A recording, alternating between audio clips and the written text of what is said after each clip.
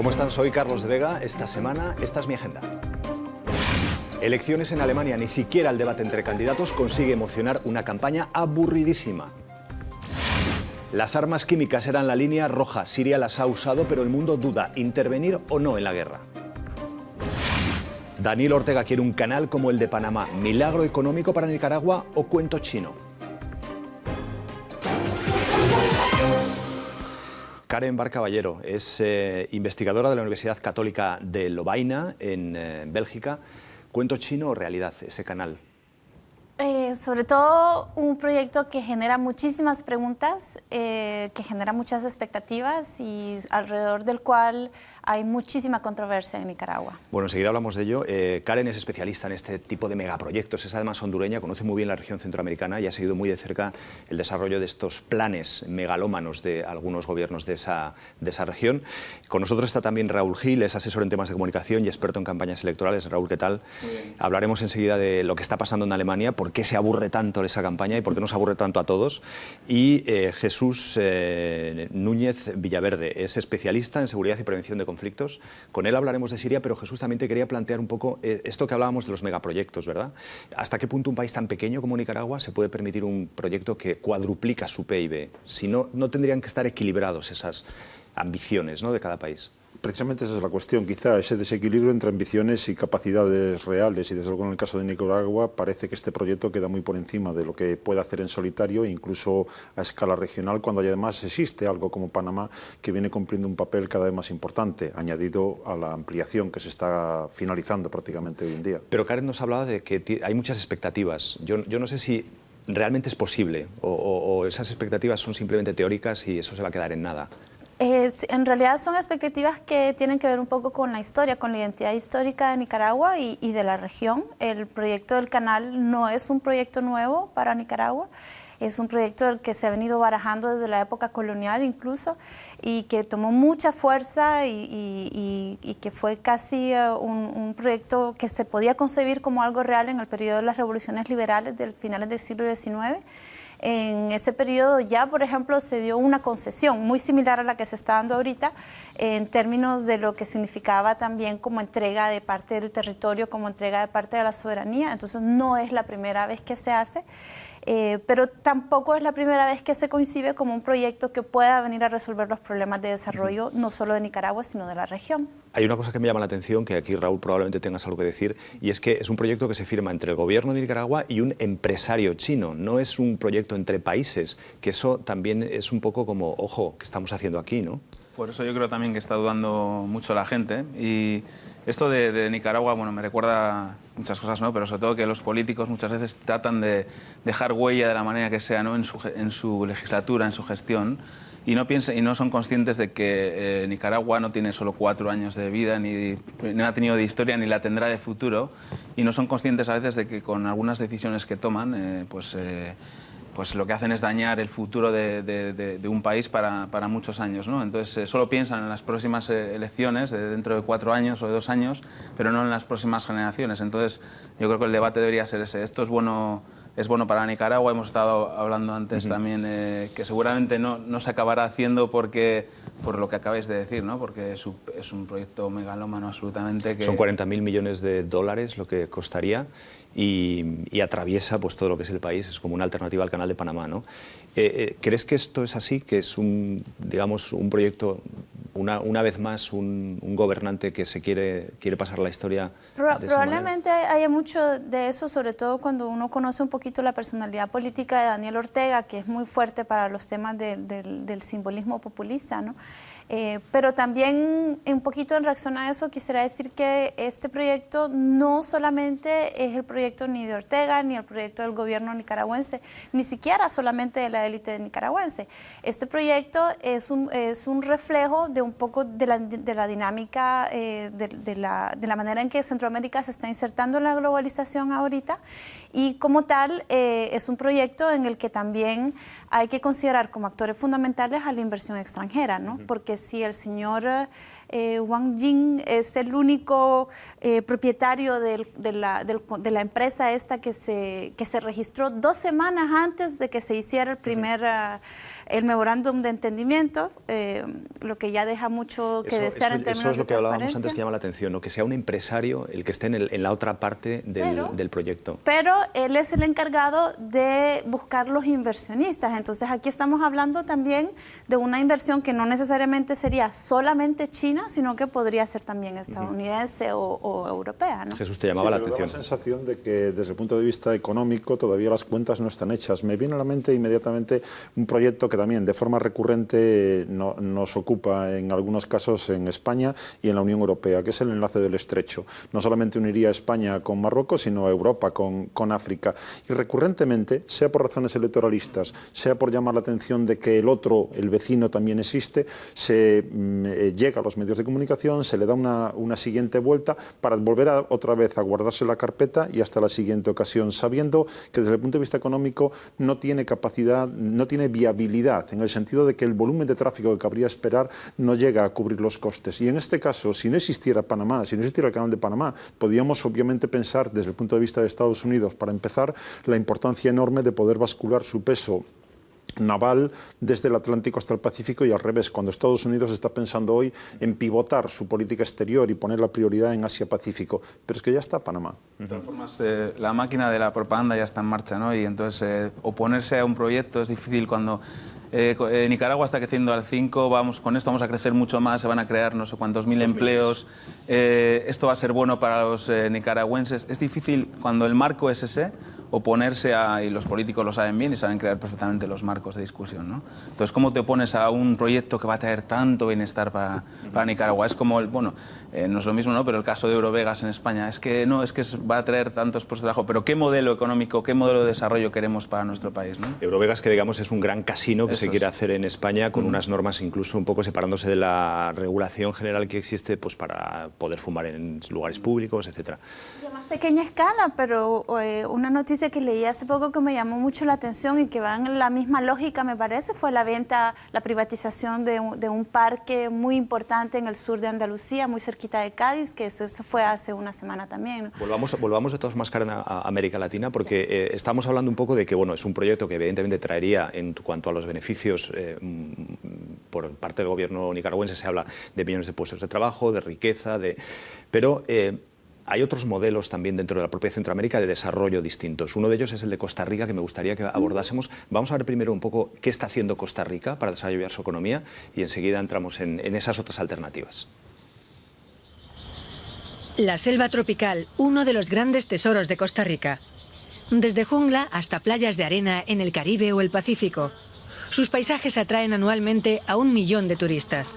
Y no por casualidad, sino por una política planificada de su gobierno. El desarrollo turístico ha puesto entre sus prioridades la protección ambiental. Por ejemplo, de los bosques. Costa Rica era el país que más sufría por la tala de sus selvas tropicales.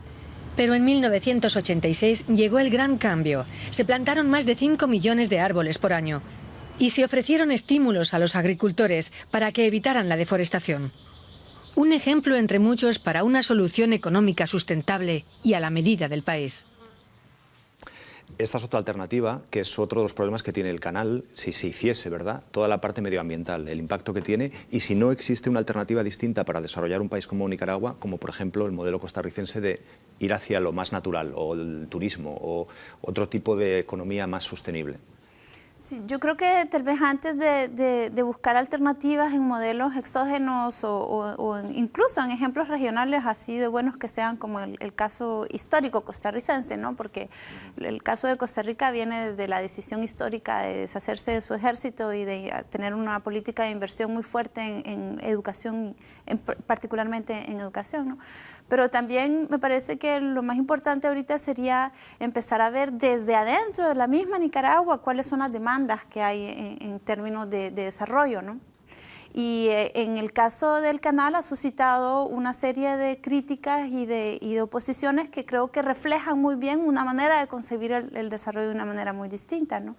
Si el canal no se realiza porque, como dicen los medios de comunicación chinos, es un fraude, o sea, puede ser una pantalla para un gran fraude, así lo están calificando en algunos medios en China.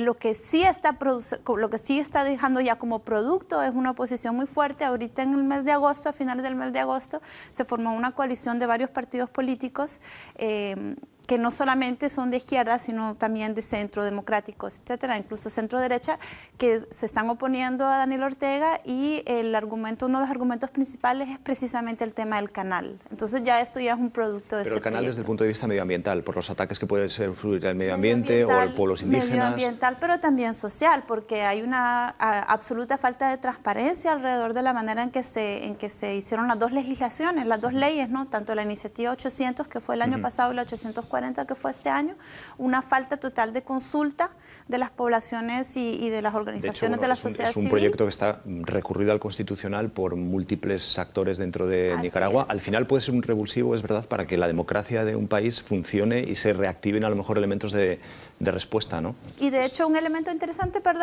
es el hecho de que hay una posición muy fuerte que viene desde el mismo sandinismo, desde el movimiento de rescate al sandinismo.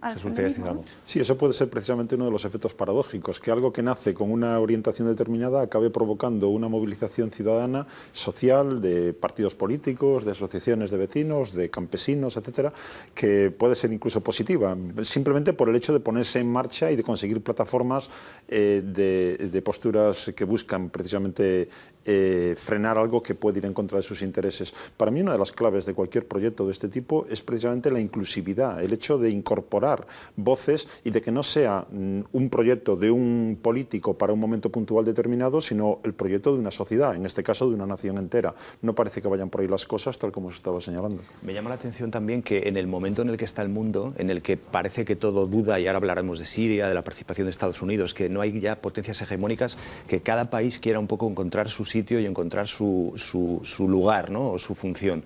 Nicaragua con un canal, Honduras está también planificando otro, y hablamos ahora, si quieres, de todos estos proyectos que dentro de la región se están llevando a cabo.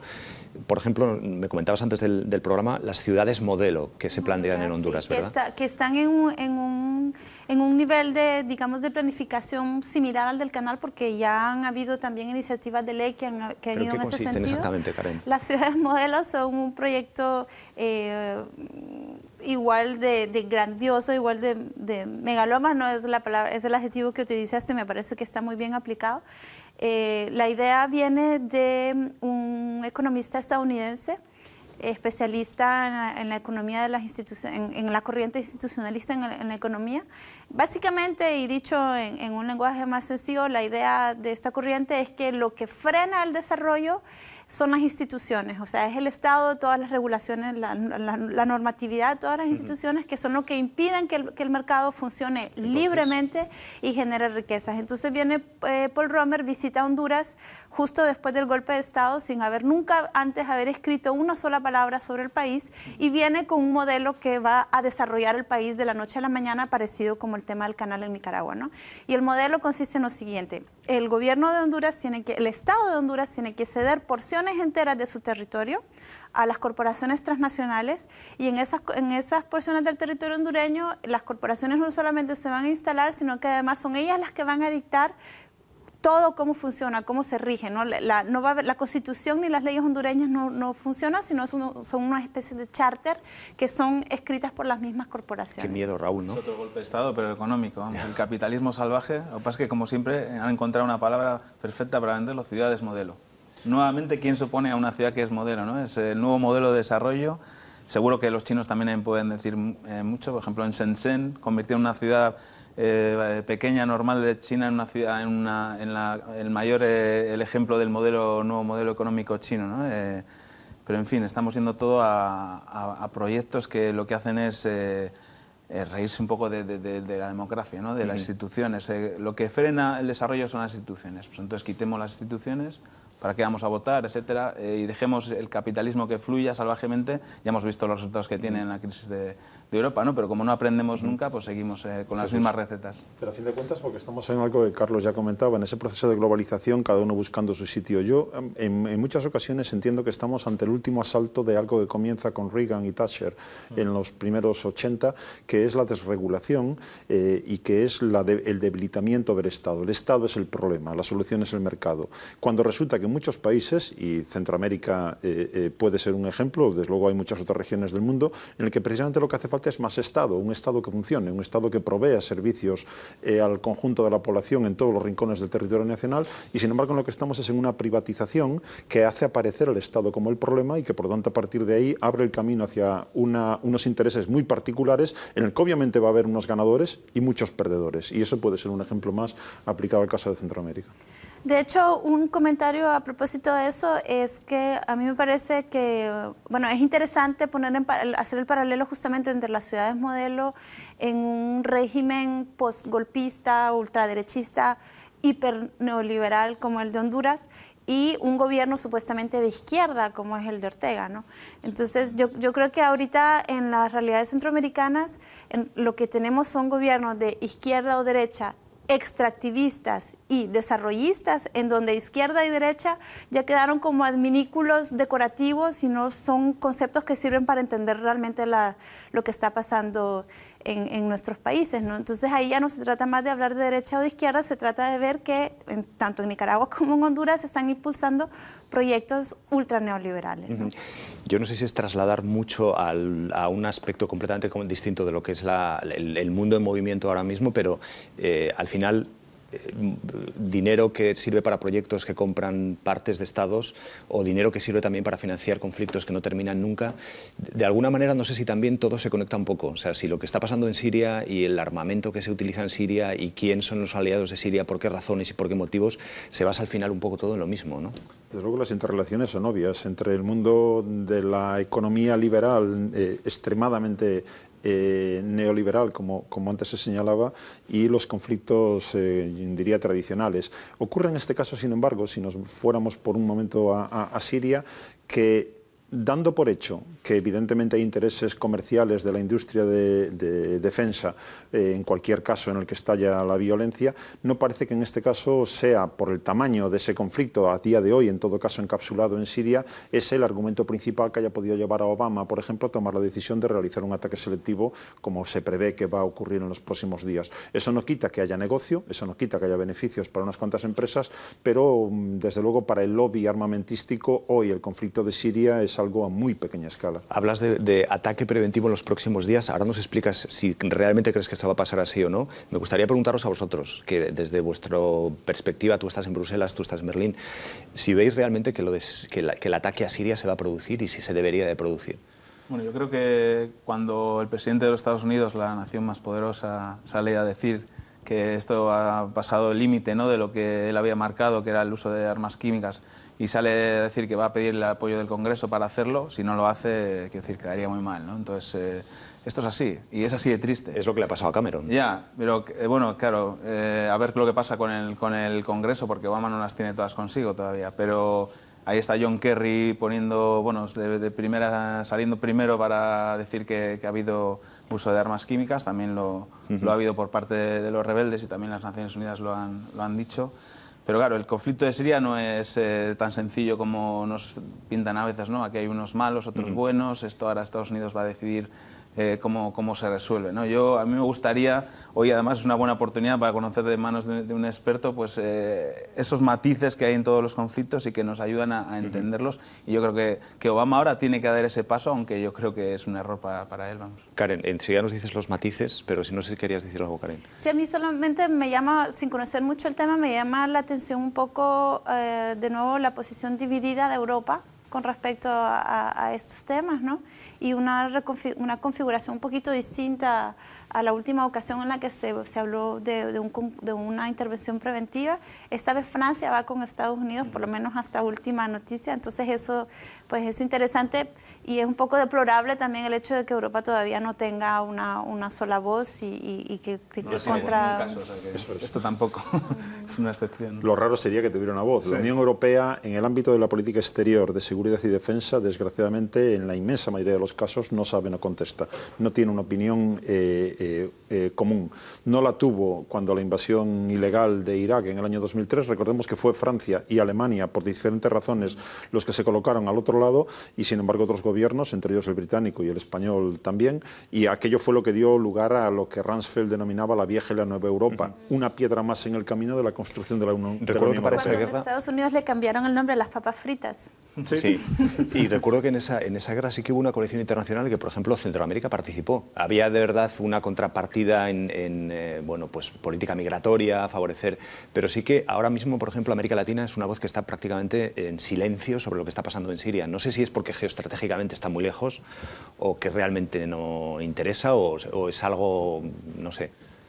Se me escapa el detalle de la política latinoamericana o gobierno por gobierno, pero en términos generales parecería que es simplemente una política declarativa, entendiendo que no tiene ninguna implicación, no va a tener ninguna implicación directa en el conflicto. Las repercusiones del conflicto para países latinoamericanos e intereses latinoamericanos son también mínimas y por lo tanto eso ha permitido, por lo menos formalmente, y UNASUR, entre otros, ha intentado expresar una voz común, ha sido el punto en el que confluyen esos diferentes gobiernos. Recordemos que hay dentro de la región países que se sienten mucho más próximos y alineados con Estados Unidos y otros más críticos en clave incluso antiimperialista. Sin embargo, en este caso, más allá de expresar la inquietud, de pedir la contención a las partes para que no incrementen la violencia, realmente no hemos visto muchas posturas definidas. A mí me gustaría saber qué va a hacer Rusia cuando Estados Unidos decida aparecer por Siria. Es una cosa que me...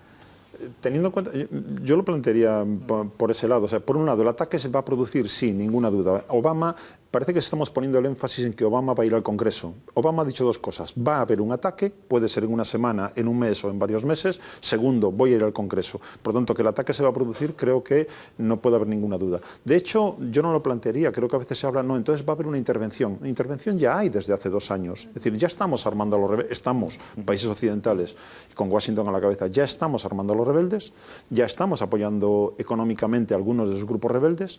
Estados Unidos ya está instruyendo a combatientes de grupos rebeldes en suelo jordano desde hace meses. Por lo tanto, esto es otra modalidad de intervención. Y en esa intervención, digamos, Karen, o vosotros también, ¿veis que sí que se puede incorporar alguna voz de América Latina, de Centroamérica, a esa coalición o a esa posible coalición, o va a ser un ataque más limitado, como lo plantea Obama, a lo mejor en solitario?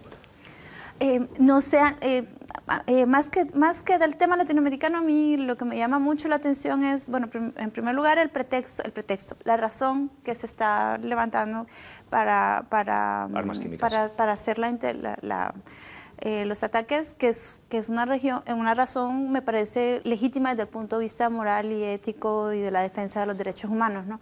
Entonces, ya desde la perspectiva latinoamericana, me parece a mí que la pregunta que se plantea mucho a nivel de la sociedad civil es, pero ¿por qué algunos derechos humanos sí y otros derechos humanos no, ¿no?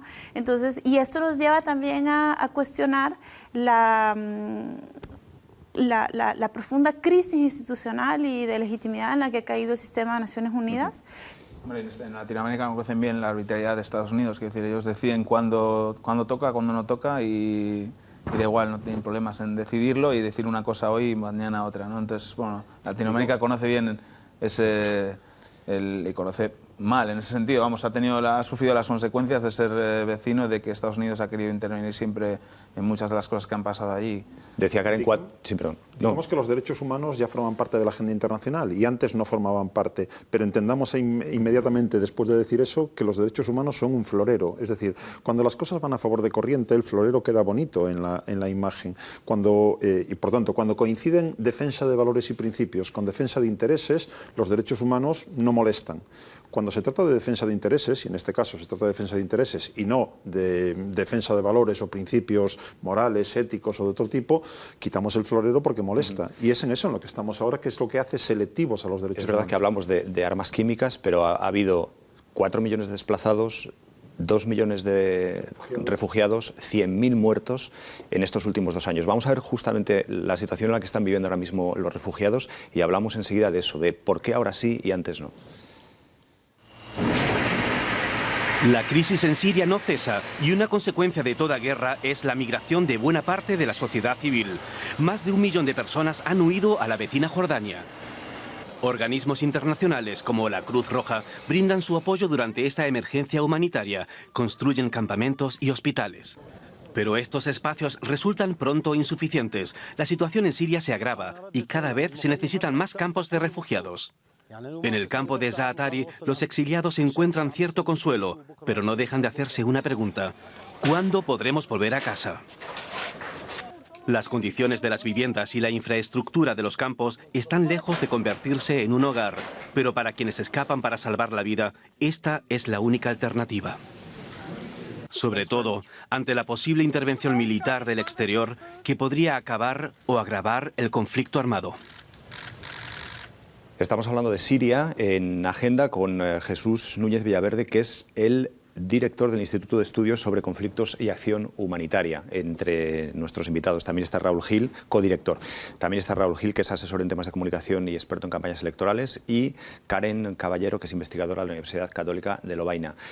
¿Por qué sí y antes no, Jesús? Realmente hablabas tú de que ahora hay intereses que indican que hay que intervenir y antes no. ¿Cuáles son los intereses que ahora mismo tiene Estados Unidos para intervenir? Desde mi punto de vista, al menos, esto es, por encima de cualquier otra cosa, una cuestión de agenda estadounidense. Por lo tanto, el propio Obama, que no desea implicarse militarmente de forma directa en el conflicto sirio, estableció en su momento un listón que creyó que racionalmente nadie iba a atravesar. Si se usan armas químicas, tendrá consecuencias serias. Y ha ocurrido, se han usado armas químicas.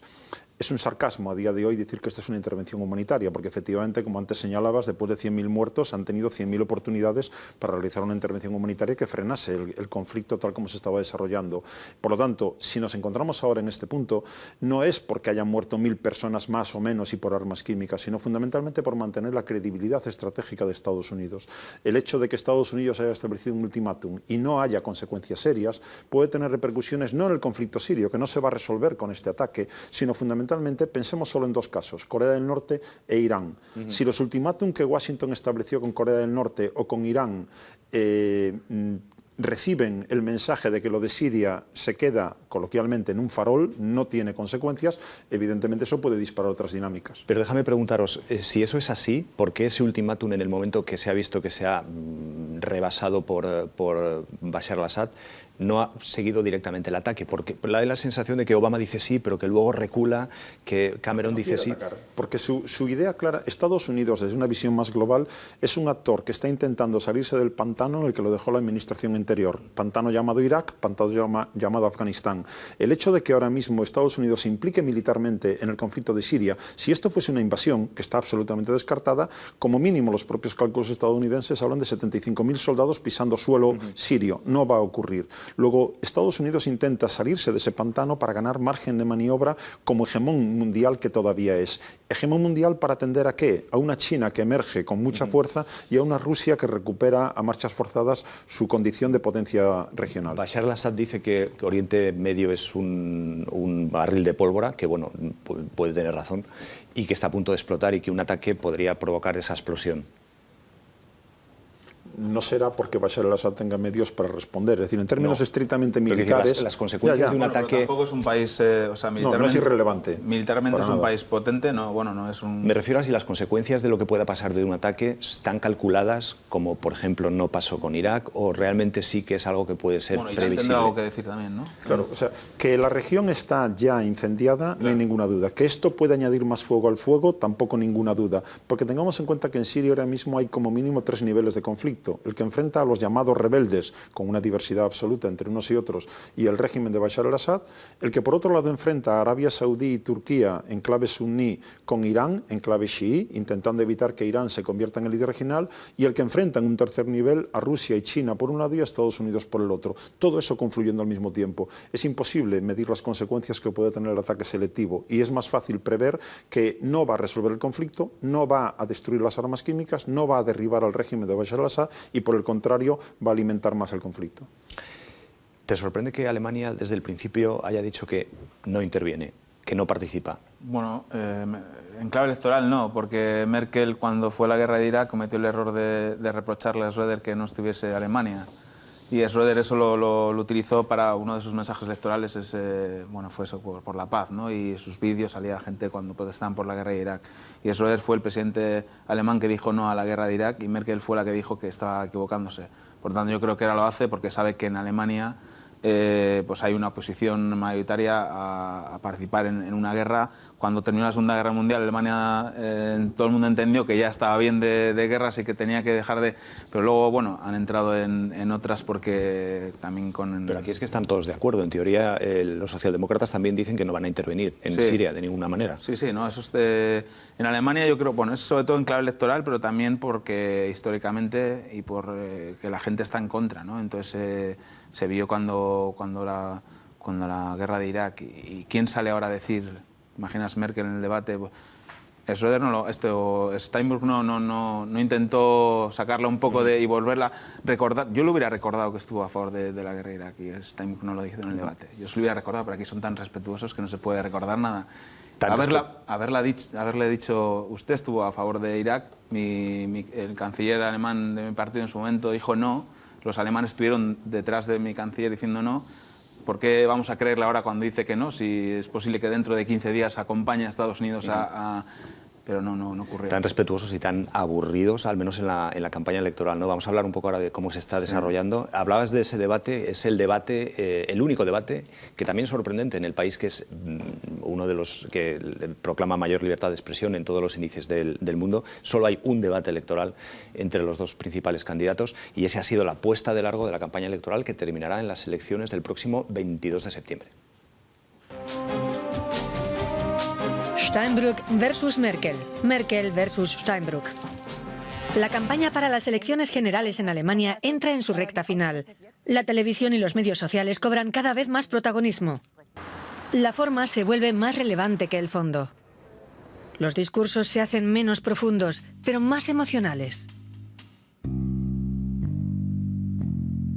Curiosamente, el modo en que se hace política en el país germano se parece cada vez más al de Estados Unidos. El domingo se celebró un debate televisivo entre el candidato de la socialdemocracia y la actual canciller de los cristianodemócratas. Solo dos candidatos lo protagonizaron, aunque el alemán no es un sistema bipartidista y tampoco se vota por un presidente, sino por un partido. Discusión electoral con varias concesiones al espectáculo. ¿La política desde Berlín se moderniza o se banaliza? Bueno, Raúl Gil es asesor en temas de comunicación, experto en campañas electorales y además les recomiendo que entren en su blog, que es lalavadorademerkel.com, ¿verdad? Donde da con mucho detalle lo que está pasando en la campaña electoral, pero además de forma muy didáctica. Y nos reíamos él y yo porque no estábamos realmente de acuerdo del todo con el informe cuando hablaba de que la política americana se americaniza. Realmente la política alemana. Sí. La campaña es aburridísima comparada con una campaña electoral en Estados Unidos. Nada que ver, nada que ver. Ellos, bueno, intentan, ¿no? Seguro que habrán ido emisarios de los dos partidos a Estados Unidos a aprender y quieren trasladarlo aquí, pero nada que ver. Para empezar, cosas básicas que en Estados Unidos son fundamentales, como el vídeo electoral, aquí no tiene ninguna relevancia. Por ejemplo, hay un dato, ¿no? El SPD ha comprado 100 emisiones de su vídeo en las televisiones alemanas. No 100 vídeos, sino 100 emisiones. El SPD, que son los socialdemócratas, es la segunda gran fuerza política. 140 la CDU, el partido de Merkel, cuando en la última campaña Obama-Romney hubo 1 millón de emisiones de vídeos. Veíamos los carteles electorales también en las calles, que es otra cosa que llama mucho la atención. Incluso en los países más civilizados a alguien se le ocurre pegar un cartel en una pared. Aquí es completamente imposible, ¿verdad? No, todo en farolas o en los grandes carteles que ponen en las jardineras. Aquí, bueno, sí que aprovechan las medianas que hay en las grandes calles de Berlín, pues para poner esos grandes carteles. Pero sí que me ha llamado la atención en comparación con mi experiencia en España durante 15 años en campañas electorales, pues es la primacía del cartel sobre el resto de las cosas, pero que a pesar de esa primacía los carteles no son innovadores, no me parece que estén bien hechos, ¿no? que respondan a lo que tiene que ser. Un cartel tiene que llevar un mensaje motivador, la imagen tiene que pegar con el partido. Hay cosas increíbles que he visto. Por ejemplo, hoy he visto viniendo para los estudios el cartel del FDP pidiendo que se acabe con el impuesto de la solidaridad que los países ricos, los estados ricos de Alemania pagan a Alemania del Este, ¿no? Alemania del Este. Berlín recibe muchísimo dinero de esos y está pidiendo en Berlín que acabe con eso. Es absolutamente increíble. Hay otra cosa curiosa también en Alemania que es llamativo, y es la propia legislación de privacidad de datos, que aquí son obsesivos con que tus datos no sean públicos, que limita mucho a los partidos, ¿no? No puedes recibir correos electrónicos. Sí. Por ejemplo, bueno, si recibes un correo electrónico sin haber dicho antes que quieres recibirlo, eso es ilegal. Y entonces, bueno, cualquiera, pues ningún partido quiera que aparecer en los periódicos como envío ilegal de correos a los ciudadanos alemanes. Sin embargo, sí que hay cosas buenas en Alemania que deberían aprovechar más los partidos, que es la apertura de datos. Aquí hay muchos datos públicos de estadísticas que no hay, por ejemplo, en España. Pues yo puedo entrar en Internet y sería la transparencia, sí, ¿no? Las leyes de transparencia. Sí, puedo ver en Internet, por ejemplo, en mi mesa electoral, pues cuántas personas hay, cuántos solteros, cuántos casados, cuántos evangélicos, cuántos católicos, cuántos son inmigrantes, cuántos reciben Hartz-IV.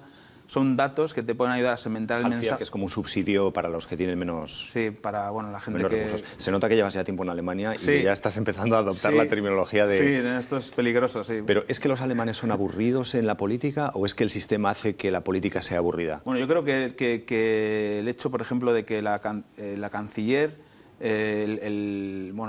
alternativa a la canciller ha sido ministro de Finanzas de la canciller en el primer gobierno, en el 2005 al 2009, con un gobierno de gran coalición, que es cuando la CDU y el SPD se juntan. Han colaborado juntos, salían tan contentos, han hecho frente a la crisis europea juntos, y Steinbrück, el candidato del SPD, tiene como demasiado respeto por la canciller. El otro día en el debate ni la miraba. Como la jefa. Sí, ella le recordó 3 o 4 veces. Usted fue mi ministro y nos fue bien. ¿Por qué no, al final le tiró un poco los tejos, por qué no volver a la gran coalición? Los alemanes son tan prácticos, dicen, si estos son los dos más listos que tenemos, pues que nos gobiernen juntos. Que eso es curioso en cualquier otro país del mundo, pensar que los dos adversarios políticos se estén planteando gobernar juntos, ¿verdad? Y que ya lo hayan hecho ya. Bélgica, tú vives en Bélgica, Jesús vive en España. Alemania es la gran potencia europea y es verdad que el impacto que está teniendo esta campaña en vuestros países es prácticamente nulo, ¿verdad? Irrelevante, desde luego. En el caso español no hay una atención, más allá de identificar con excesivo simplismo a Alemania como la responsable en buena medida de la crisis española, cosa que no se corresponde con la realidad, pero esa es quizá la única imagen que puede ahora mismo tener el ciudadano medio en España, ¿no? En cualquier caso, de una campaña que a mí como ciudadano me parece cada vez más, no solamente la alemana, que no sigo en detalle, sino en general como crecientemente anacrónica. No sé cuál es el grado de movilidad electoral que pueda haber desde el inicio hasta el final de la campaña en Alemania, y por lo tanto eso puede justificar el que se sigan gastando esos dineros. Hay un tercio de votantes que parecen siguen indecisos. Indecisos, ¿no? Pero que tampoco sé si son decisivos para cambiar las tendencias. No sé si un cartel ayuda o no a cambiar esa postura, o son más otro tipo de... Podría ayudarlo, quiere decir, hay que estar, ¿no? Es como lo de Twitter. Twitter es decisivo, no, pero hay que estar. Sí, parece que es una exigencia del guión, o sea, tienes que estar en ese juego. Yo tendría tal vez una pregunta, Raúl, por ejemplo, en el caso de Nicaragua llama mucho la atención la capacidad no solamente organizativa, sino técnica también de la sociedad civil. A mí me llamó mucho la atención el hecho de que Daniel Ortega metió la iniciativa de ley del canal, creo que fue el 7 de junio, no tengo las fechas muy claras, pero en todo caso la ley fue aprobada 4 o 5 días después. O sea, es una de hecho de las cosas que se critica, la celeridad con la que se hizo.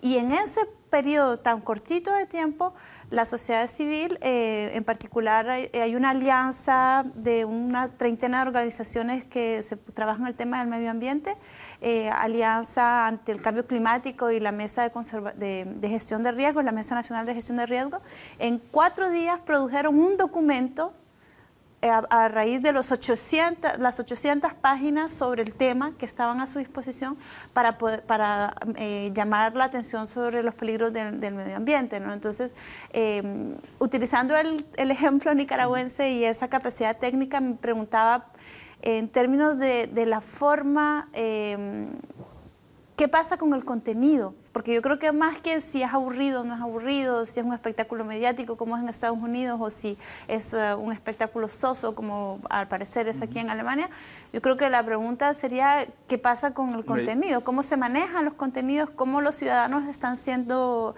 interpelados por las campañas, ¿no? Yo no sé cuánta gente, cuántos alemanes serían capaces de decirme 3 propuestas del SPD y 3 propuestas de la CDU ahora mismo.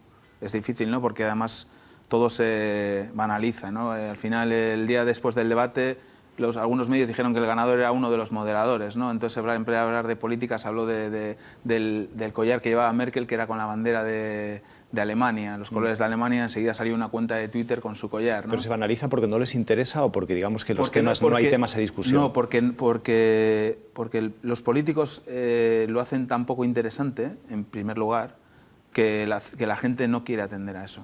Primero por eso, porque lo hacen tan poco interesante, porque sueltan unos rollazos que... ¿Quién ha visto los 90 minutos de ese debate? ¿Cuánta gente? Pues seguramente... Pues yo les felicito a los que lo hayan visto. Yo lo vi porque soy un friki de esto y además porque iba a escribir sobre ello en el blog, pero no sé cuánta gente vio todo el rato sin hacer zapping. Porque en realidad cuando un político está 6 minutos o 7 o 4 minutos explicando un tema súper técnico con un lenguaje muchas veces no entendible, pues desconectas.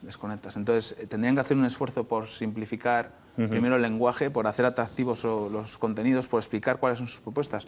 Yo sé, por ejemplo, que el SPD propone hacer el salario mínimo, ponerlo en 8,5 €, porque hay 7 millones de alemanes que cobran por debajo de 8,5 € a la hora. Pero esto, por ejemplo, que es una cosa que más o menos está... No hay muchas más propuestas que estén ahí que se debata sobre eso, ¿no? Jesús, ¿tú crees que cambiará algo? Perdón. Es que quizá ese sea uno de los elementos, y estoy mi cabeza va inmediatamente a España, es que en cuanto a contenido realmente no hay alternativas o son tan pocas que todo se queda en analizar al final si alguien llevaba una corbata de un tipo o de otro, si llevaba un collar o no llevaba un collar, o cómo se expresa ante las cámaras, de tal manera que la forma domina sobre el contenido, porque no, hoy en día, y desde luego en el contexto de la Unión Europea, parece que los márgenes del debate o de las propuestas son tan estrechas que ninguno de los grandes partidos se sale de ella. Los que se salen de ella son movimientos o partidos antisistema, si lo queremos calificar así genéricamente, o algunos que saben que no tienen opción de gobierno y por lo tanto pueden plantear algo que se sale del guión. Claro, quizás además aquí, claro, las formas fallan porque no son espectaculares como pueden ser, por ejemplo, la política americana, con lo cual si el contenido es tan limitado y las formas ni siquiera acompañan... Claro, eso pasaba en el debate, ¿no? Se pusieron a hablar de Europa, porque es un tema, lógicamente, que está en la agenda, y Steinbrück criticó la política europea de Merkel, pero el SPD ha votado todo a favor de lo que ha llevado Merkel al Bundestag para Europa. El único que votó en contra. ¿Cambiará algo, creéis, en Europa a partir del 22 de septiembre cuando gane Merkel? Tenemos 30 segundos, así que casi es un sí o un no. Karen. No lo sé. No lo sé. A la expectativa. ¿Crees que cambiará algo, Jesús? ¿Que habrá un...? Si se confirma la victoria, entiendo que no, porque el guión ya está determinado y por lo tanto Alemania seguirá teniendo la misma capacidad para dominar en Bruselas buena parte de lo que allí hay. ¿Pero será la misma Alemania una vez que Merkel gane? A ella le va bien y a la banca alemana le va bien, así que no creo que cambie mucho. Y los alemanes están contentos con ella. Lo cierto es que en todas las encuestas sigue saliendo como la gran líder del país. Bueno, lo veremos, lo contaremos aquí en Agenda. Gracias a los tres por estar en el programa, ha sido apasionante. Gracias también a ustedes por seguirnos una semana más en Agenda. Saben que lo pueden seguir haciendo a través de Facebook, a través de Twitter y también, por supuesto, en nuestra página web, que pueden volver a ver el programa. La semana que viene vuelvo con una nueva página de Mi Agenda.